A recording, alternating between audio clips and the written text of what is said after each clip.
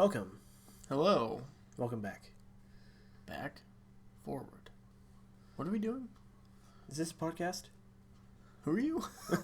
Who am I? Actually... Alright, we don't need to get into existential crisis right now. Come on, it is not the time. It's not that bad yet.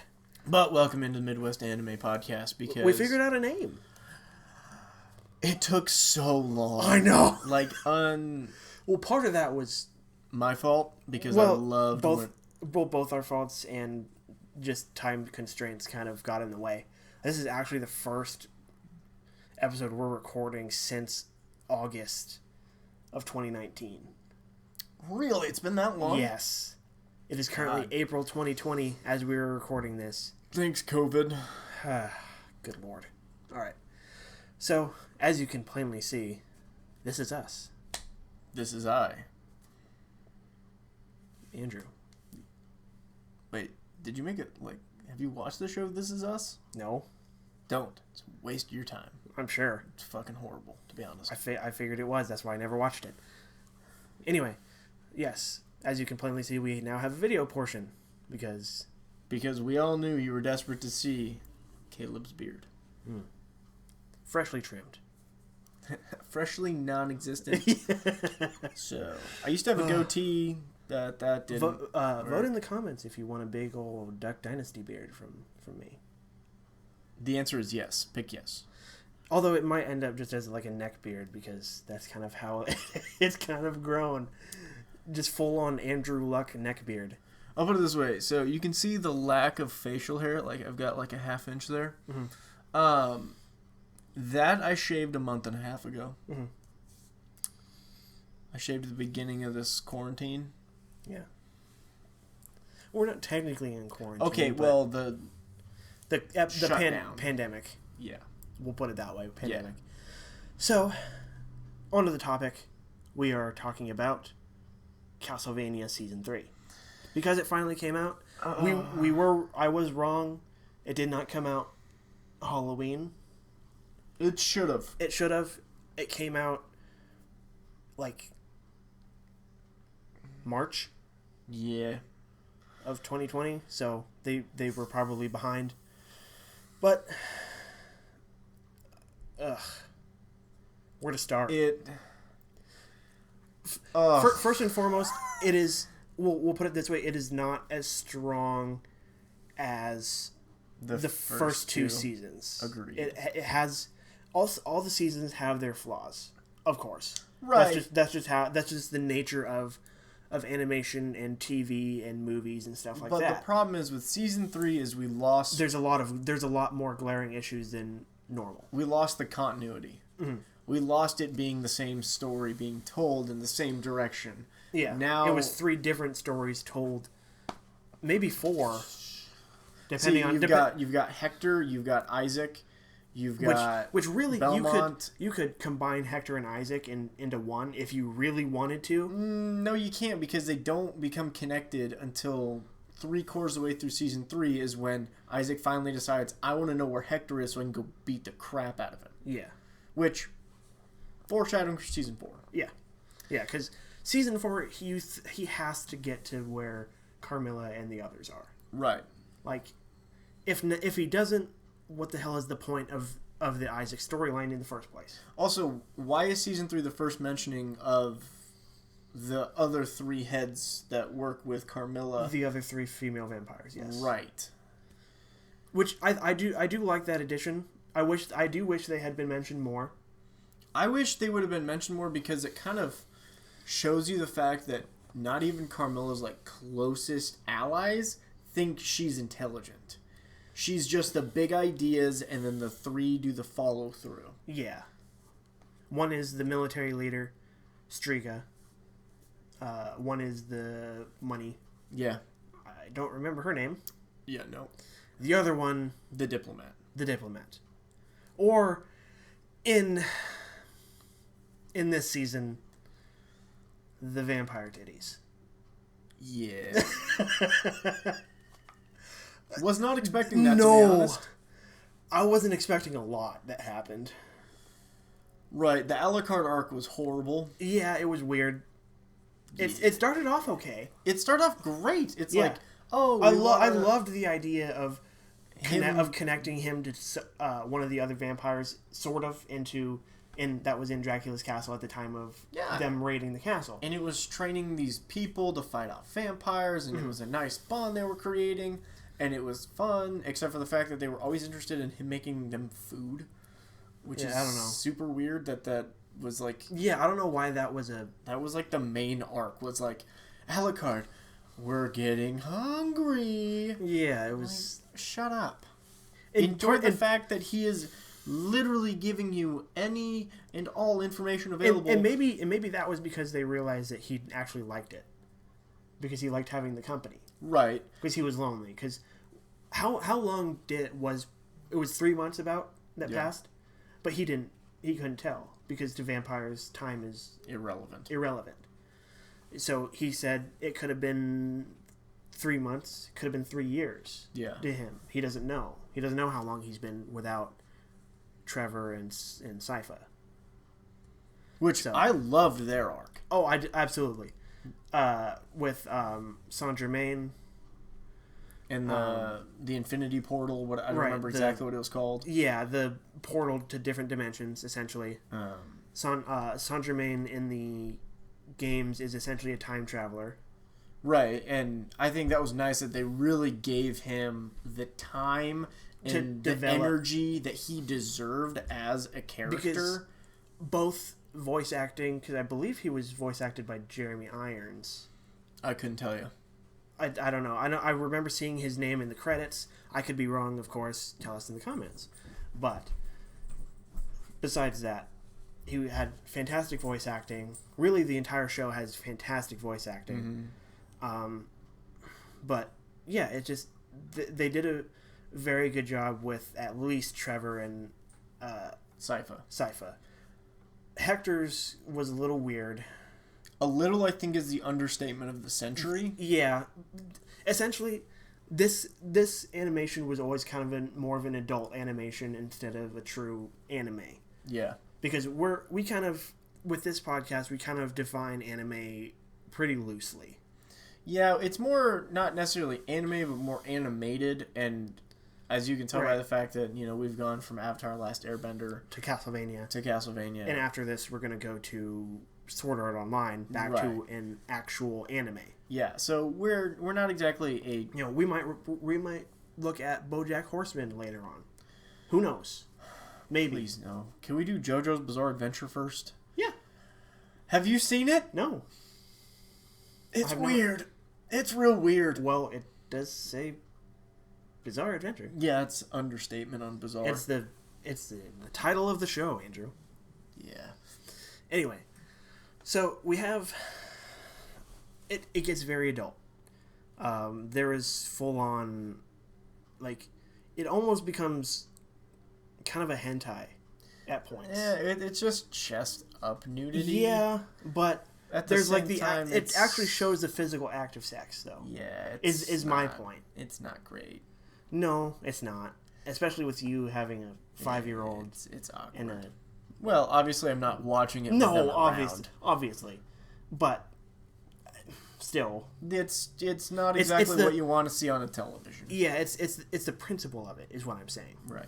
So we have, I don't know, they could have done a lot better. How could they have done a lot better? Let's see. Hector could have done what I thought he was going to do. Anything else? I thought he was going to summon some night creatures. But I think the point was that he couldn't because he didn't have his whatever medium he used. No, he didn't have the humans because you can't make night creatures out of vampires. You can only make them out of living things. Right. And so he would have had to been able to access, which I thought they were gonna optimize the walk. Mm-hmm. That he was gonna say he wants to walk out into the country. You go out into the country, you make night creatures. Instead of completely skipping the entire journey. Right. You try to attack the forces to get you out, and then you get caught, and then you get the torture, and then you get the ring slipped on you because you're like, oh, she prevented Carmilla from killing me. From killing you, right? That would have been like the turn. Yeah. Instead of it being like, I'm laying on this bed of hay. Right. It was textbook manipulation. But it went further than it needed to for us to understand what was I knew exactly where it was going from the very start. When she was the one that wanted to talk to him, I knew exactly where it was going. Right. I think we all kind of did, but just because it was see it. No. You could have done the pan away shot where clothes hit the ground, and then you see a red flash, and then you see him writhing in pain with the ring on his hand, and then you explain it. Right.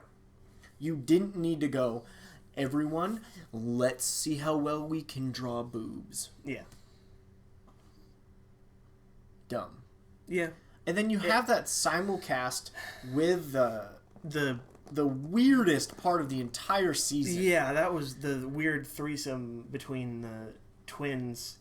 They were brother and sister. Were they twins? Sister, or were they sure? Yeah, they were brother and sister. I wasn't sure if they were twins. I don't know exactly, but they didn't really clarify that.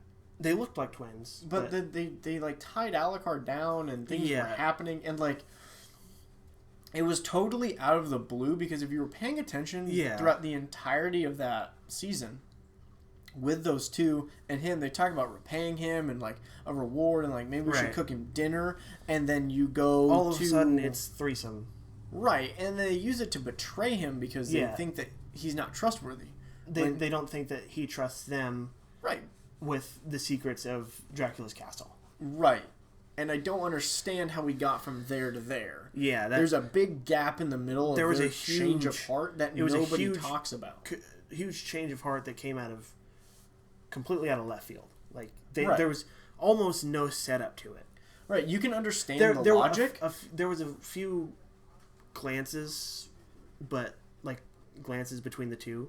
Right. But other than that, there really wasn't much that happened, I guess. Yeah, you started out with like, oh, we don't really trust vampires, but we came to you because you helped fight Dracula. Mm-hmm. And then you're like, okay, so then there's some trust there. Right. And then all of a sudden you go, hey, let's betray him. Yeah.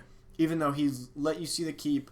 And I get if you would have done it slower and actually shown the setup, it would make a lot more sense because you could understand their logic when they were doing it because they felt betrayed. They felt like they weren't being trusted fully. Mm-hmm. They wanted to know if they can they were wanting things faster than I think Alucard wanted them to because he wanted to, like you said, enjoy the company, the group, the feeling of people around you. And so what happened was it was like, well, we've kind of run out of ways that we can make this obvious. So let's kind of surprise everybody with this betrayal. Yeah. And then, of course, Alucard shrinks further into a shell, causing more madness. Right. There is one part of this season that makes zero sense to me. Uh-huh. Okay? And what would that be? There's a lot of things that didn't make a lot of sense. Yeah. But the one that made the least sense, and I felt was the most unnecessary little throwaway part, is when, in the middle of the season, when they're trying to open the infinity portal from that bottom of that church, and Saint Germain's working with them, that they glimpse into hell and show Dracula with his wife, with Lisa, sitting there. Yeah. I felt that was unnecessary. It was completely because it made unneeded. It made you think that Dracula was going to come back. It didn't at all for me. I saw it and I was like, okay. That's kind of the impression that I got was that was the original, at least the original impression that I got was that was going to be Dracula coming back. Right. Because they originally showed him through that panoramic shot of hell at the end of the episode. Mm-hmm. They showed him at the very end of the episode and then it hit credits. Because he looked up at the screen like he was seeing that the portal was coming. Right. now, I can feel you on that part. Right, and he reaches out for the portal at the before he gets it closed. Or he gets it turned, I guess, to a different dimension. Right. So here's the question was he reaching up to go through it or reaching up to close it? That's actually a very good question. Because did Dracula get what he wanted?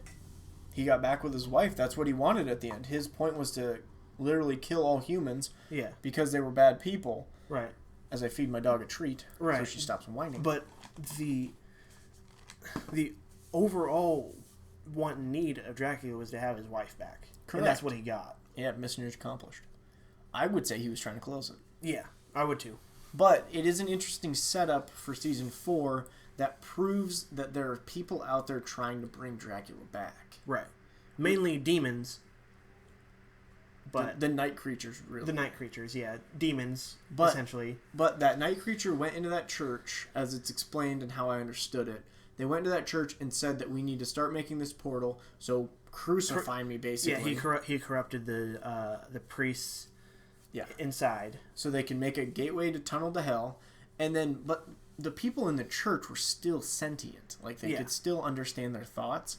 And they were choosing to do this. Yeah. And when... To a certain extent. And then you had the part where the priest turns to the giant, like, night creature and goes, seriously? What the fuck? He goes, all of this just to bring back Dracula? Yeah, Saint Germain. Yeah, Saint Germain says that. He's like, all of this to bring back Vlad fucking Tepes. Yeah, Vlad Bloody Tepes. Yeah. And, because, like, even the one guy, the head, I can't remember his actual title. Right. But he looked at everything, he was like, what the fuck? Yeah, like... Because he didn't... None of them truly understood exactly what the point was.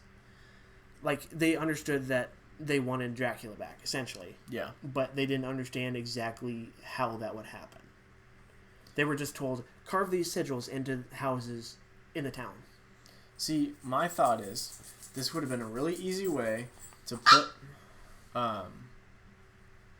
put Isaac and Belmont together towards the same logic of, if you could get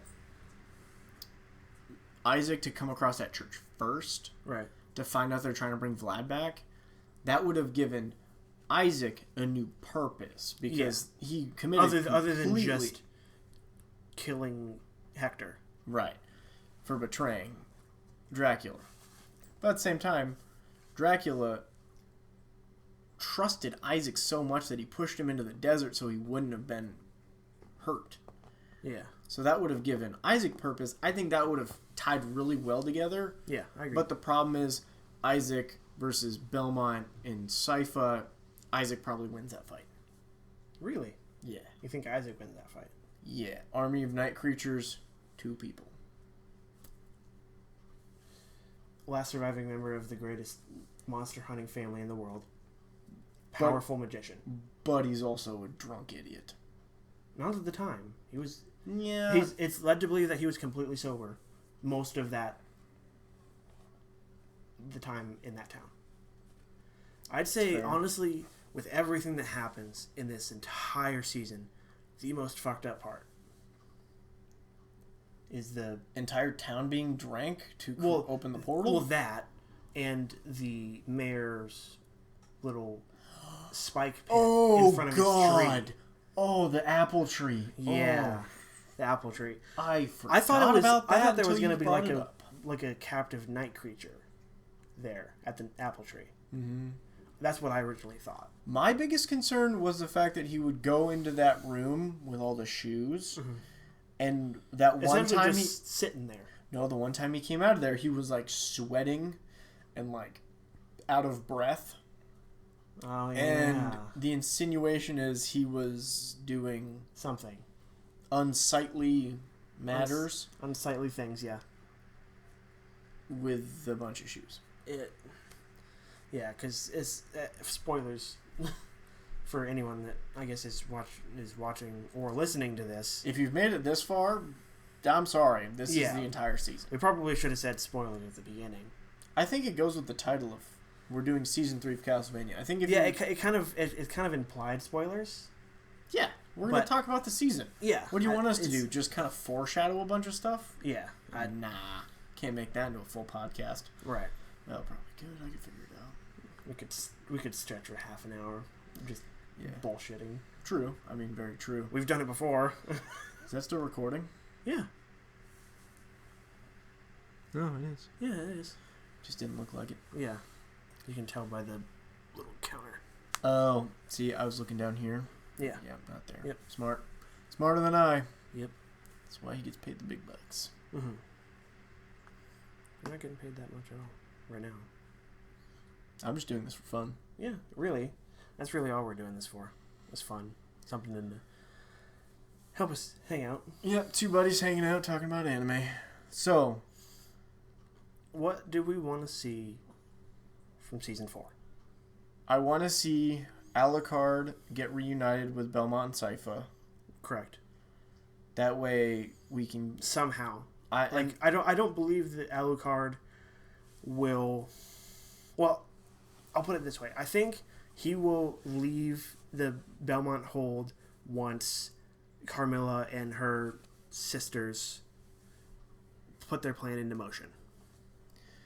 Here's what I think will happen, and it's unfortunate, but it's probably what's going to happen. So, you're going to have two separate battles that are going to occur in season 4. You're going to have...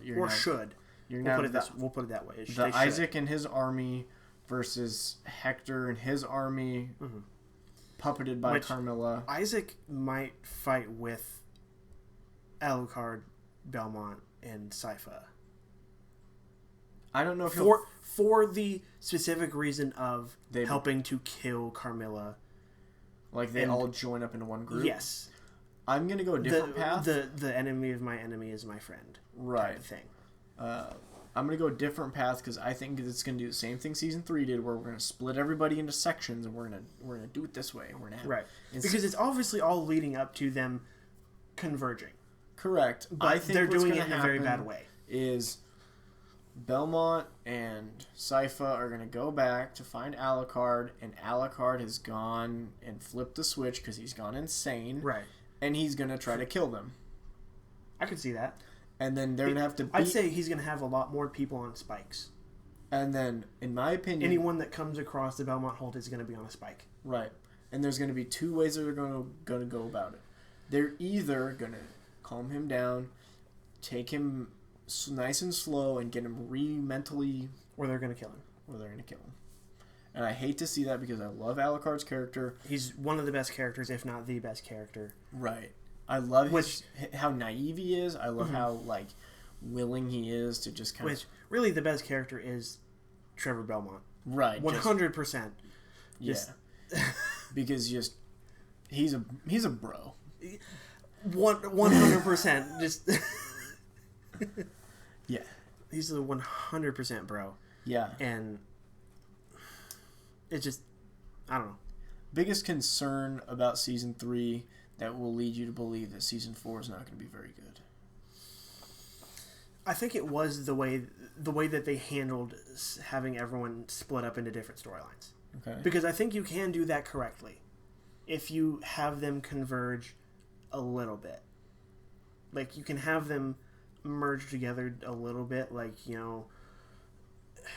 I don't know. Because I don't know if Isaac, Trevor, and Sypha ever cross paths. Not directly. They could have passed right by him. Right. I kind of wish we had seen the pirate dude that put wheels on his boat.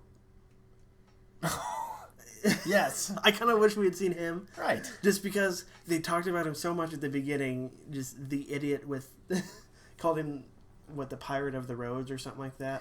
Yeah, something funny. Something weird. He just... I don't know. I thought it would have been really funny to see him, but... Yeah, I agree. But my thing is, and this is my concern for Season 4, is we got way too sexualized in Season 3. Correct. And we need to tone that down. I think they're not, and they're going to keep the foot on the pedal for Season 4. And it's going to be And this is something that we're going to talk about when we talk about fan service eventually. Right. And it's okay in spurts. Right. If you for lack of a better word. So the most important part of fan service is to give them just enough to let their imagination go, but not enough that they know what the real thing is. Fairy Tail does it really well. Right. Later seasons. Right. The first 3 seasons are really bad about it because it's the typical anime thing where all clothing gets destroyed except for right here and right here. Yeah. And that's it, you know? You give everything but the actual thing. Yeah. And that's how you don't just... That's how you successfully do fan service. Of course, we're gonna talk about this a lot more. We're gonna go a little bit more in depth with it once we actually get to the topic. Which foreshadowing. We don't know exactly when we're gonna look at that. We might look at that after we're done with Sword Art, but yeah, you know, we'll go from there. Is there anything else you'd like to talk about? Yes. So, okay. I have a theory about what's going to happen with Carmilla and the sisters and the sisters going to betray Carmilla? So, at the end of season 3, Hector gets the ring put on, right? Correct. That means he has sworn his loyalty to the diplomat. Mm-hmm. And then the diplomat gives the other 3 rings that say that will also allow them to control Hector. Do you think that they can't? I think they can, but not as much. The final say will be the diplomat. She is going to try to use Hector to overthrow her 3 sisters, and then she's going to be the ruler. I can see that. Boom. That's my fan theory, at least. But overall, how would you grade this season? If you were doing an F to an A+. Let's say a D+. D+, that's pretty because it's not very good. It's not a very good season. It has its moments. Mm-hmm. I think maybe the highest I would go is like a C-. Yeah. Because it has its moments, of course. The fights are still really good.